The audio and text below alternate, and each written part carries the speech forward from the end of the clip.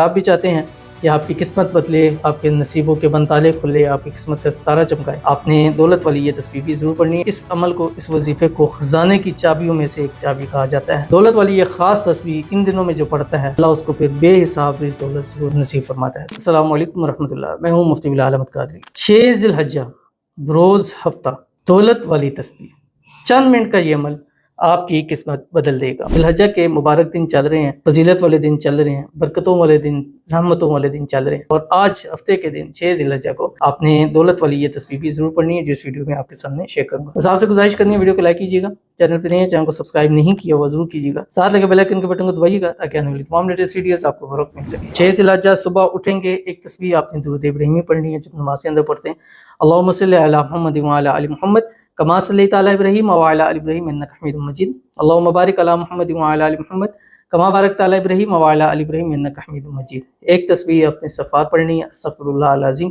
ایک تسبیح آپ نے تیسرا کلمہ پڑھنا ہے، سبحان اللہ والحمد للہ ولا الہ الا اللہ واللہ اکبر۔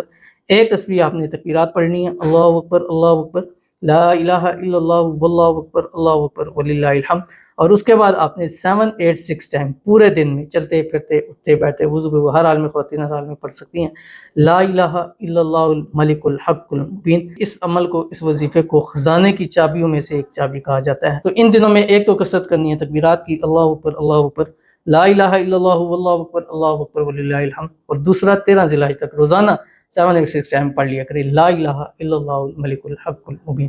ملتے ہیں نیکسٹ ویڈیو کے اندر، تب تک کے لیے اللہ حافظ۔